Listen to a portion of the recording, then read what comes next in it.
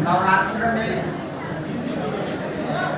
सभी लोग शक्तियों का पूजन करते हैं, यानी महिलाओं से शक्ति पाने के लिए आराधना करते हैं।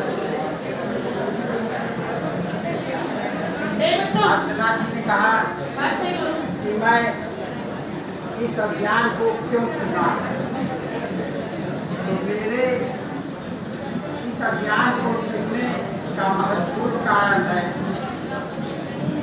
कि समाचार पत्रों के माध्यम से मैं देखता हूँ, सुनता हूँ कि आज हमारी बालिकाओं के साथ, हमारी बेटियों के साथ, हमारी महिलाओं के साथ किस तरह का अत्याचार हो रहा है। एक तरफ हम उनसे शक्ति पाने के लिए उनकी आराधना करते हैं, दूसरी तरफ हम उनका यौन शोषण करते हैं, उनके ऊपर अत्याचार करते हैं। आज समाज में उनके जीने के हक को छीनते तमाम परिस्थितियों में अध्ययन करने के बाद विभिन्न संस्थाओं के साथ दिल्ली और कोलकाता में चर्चा करने के बाद वह चर्चा तक सीमित न रहे, इसलिए मैं इस अभियान को जमीनी स्तर पर जन सरकार अभियान बनाने की खातिर चलाने का प्रयास किया। मुझे न तो अपना नाम चाहिए, न मेरे संस्था का नाम चाहिए, इसलिए एक सार्वजनिक अभियान बने। विभिन्न संस्थाओं के साथ परिचर्चा करके श्री नाजिम अंसारी जी को इसका संयोजक बनाया गया, जबकि नाजिम अंसारी जी के पास अपंजीकृत मजदूरों के साथ, कामगार महिलाओं के साथ, किन्नरों के साथ राष्ट्रीय स्तर पर सब परिवार अभियान चला रहे हैं। वो कहीं नाम के लिए नहीं चला रहे हैं, न किसी को बताने के लिए कर रहे हैं, जो उनसे जुड़े हैं वही उनको कराते हैं। तो यह अभियान जन जन तक पहुंचे। आज हमारे समाज में बालिकाओं की स्थिति, किशोरियों की स्थिति बहुत ही चिंतनीय विषय बन के रह गया है। हमारे देश प्रधानमंत्री ने से आह्वान किया कि बेटी बचाओ, बेटी पढ़ाओ,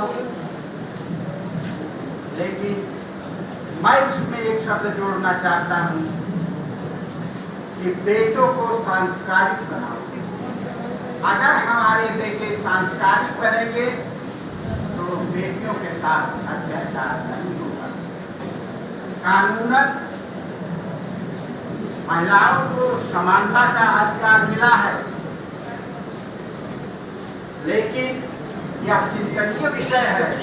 या हमारे समाज में, मैं अपने घर की बात करता हूँ, हमारे घर में, हमारे पड़ोसी के घर में बालिकाओं को, महिलाओं को समानता का अधिकार है। एक तरफ हम लड़कों को प्रोत्साहित करते हैं कि जाओ, खेलो, कूदो, पढ़ो, लिखो। दूसरी तरफ अपनी बेटियों को कहते हैं पढ़ के आए, घर में रहो, घर का काम करो।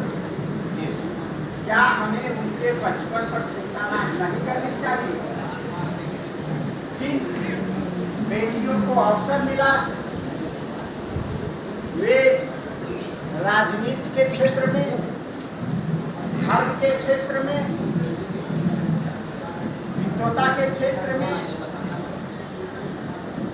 वैज्ञानिक क्षेत्र में अपने क्षमता का भरपूर प्रयोग किया। आज भारत की प्रथम नागरिक महिला स्वर्गीय इंदिरा गांधी प्रथम महिला प्रधानमंत्री बनी। महारानी लक्ष्मीबाई ने आजादी के आंदोलन में अपने वीरत्व को प्रदर्शित किया। मेरे समझ में यह नहीं आता कि यदि लड़की और लड़कियां दोनों समाज में बराबर भागीदारी करती हैं तो आज लड़कियों को क्यों उपेक्षित किया जाता है, क्या उन्हें अवसर नहीं दिया जाता। यदि हमारे समाज में लड़कियों को अवसर न दिया गया होता तो आज महिला चिकित्सक न होती, महिला प्रधानाचार्य न होती, महिला प्रधानमंत्री न होते और न ही महिला राष्ट्रपति बनती। हमें उन्हें उचित अवसर देना चाहिए। पढ़ाई के क्षेत्र में गर्व से कहता हूँ कि लड़कियां लड़कों से ज्यादा अच्छे प्रदर्शन करती हैं, चाहे वह हाई स्कूल का हो, इंटर कॉलेज का हो, या यूपी की बात नहीं कर रहा हूँ, पूरे देश में किसी भी बोर्ड की परीक्षा हो, जब उसका रिजल्ट आता है तो हेडिंग रहती है बालिकाओं ने बालकों से बाजी मारी। आज चिंतनीय विषय हो गया कि बालिकाओं को अवसर नहीं दिया जाता है। समाज में बलात्कार की समस्या बढ़ती जा रही है। हमारी बेटियां अगर समाज में निकलने की कोशिश करती हैं तो उन्हें डर बना रहता है कि मेरे साथ ना। ऐसे स्थिति में मैं इस विषय को चुना। सुरक्षित गर्भ समापन कानूनन वैध है और हमारे देश में 1971 से इसे लागू किया गया है। 71 के पहले गर्भ समापन अवैध माना जाता है।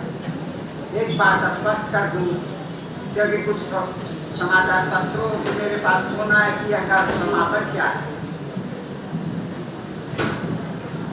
जिसे हम गर्भपात कहते हैं वह अपने आप में एक हत्या, एक पाप का बोध कराता रहता है, तो उसे ही गर्भ समापन शब्द दिया जा रहा है जो एक सामाजिक शब्द है। इसलिए हमारे अभियान में गर्भपात शब्द का प्रयोग नहीं किया जाता। 7 दिनों से अभियान चला। आज महिला उत्पीड़न की इतनी जो घटनाएं बढ़ गई हैं, चिंतन का विषय बना है। उत्तराखंड में देखिए, एक लड़की, गरीब लड़की रिसोर्ट में नौकरी करती थी, उसे ऑफर दिया गया, नहीं मानी तो उसके लाश मिल गई। चलिए या बड़े लोगों की बात, हम समाज के नीचे तबके की बात कर रहे हैं। लोगों को कहना है कि लड़कियां ऐसे कपड़े पहनती हैं कि लड़के अपने आप को भूल जाते। मैं पूछता हूं कि 5 वर्ष की वह लड़की कैसे कपड़े पहनती है जिसको हत्यारे अपहरण, चॉकलेट का लालच देकर, मोबाइल दिखाने का लालच देकर अपहरण कर ले जाते हैं। वो मिलती है तो उसकी या तो लाश मिलती है या तो तड़पती हुई लाश में परिवर्तित मिलती है।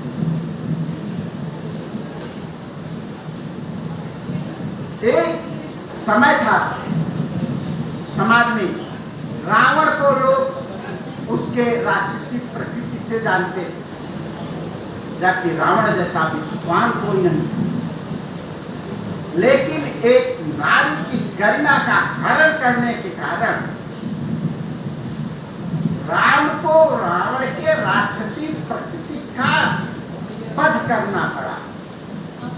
वही मरणासन अवस्था में राम लक्ष्मण को राजनीति का उपदेश देता है। आज दुखद घटना है कि हर मोहल्ले में, हर नगर में, देश के कोने कोने में रावण ही रावण उत्पन्न हो रहे हैं। उनके राक्षसी प्रकृति को नष्ट करने के लिए कितने राम की आवश्यकता पड़ेगी। तो मैं तो सिर्फ यही कहूंगा, अरे बेटियों शस्त्र उठा लो, अगमा गोविंद आएंगे। वह द्रौपदी की घटना अलग है कि जिसको वस्त्र का धारण करके द्रौपदी के सम्मान की रक्षा करनी पड़ी। आज बेटियों को खुद सशक्त होना पड़ेगा। मैं उनसे यही अपील करूंगा कि अगर उनके साथ कोई भी दुर्घटना होती है या आशंका होती है तो वे उसकी निसंकोच प्राथमिकी दर्ज कराएं। इसमें यह नहीं है कि आपको लोग हंसेंगे, बल्कि सच्चाई जानकर लोग आपका समर्थन करें। एक निर्भया कांड हुआ था, पूरे देश के नौजवान का खून खौल गया था। सब जगह पूरे देश में उसके न्याय की पुकार उठ रही थी। आज तो हर नगर, हर गली में निर्भया हो रही है। क्या हो गया है हमारे नौजवानों को? वो इस पर विचार नहीं करते कि उनका खून ही नहीं खौलता। जब तक लड़कियों को, महिलाओं को किसी के प्रति विश्वास नहीं होगा, तब तक खुलकर अपनी समस्या का चर्चा नहीं कर पाएंगे। महिलाओं के कुछ रोग हैं जो मेल डॉक्टर से नहीं कह सकते, तो शासन द्वारा ऐसी व्यवस्था की गई है कि हर हॉस्पिटल में महिला चिकित्सकों की व्यवस्था है। किशोरियाँ या महिलाएं उनसे बेझिझक अपनी समस्या, अपनी बीमारियों के बारे में कर सकती हैं और उनके नाम, उनकी पहचान को गोपनीय रखने का प्रावधान है। कोई भी चिकित्सक आपके नाम को उजागर नहीं कर सकता। यहाँ तक कि किसी महिला के साथ यौन शोषण होता है तो उसकी पहचान उजागर करना भी प्रावधान के अंदर वर्जित है। समाचार पत्रों में काल्पनिक नाम दिया जाता है। यही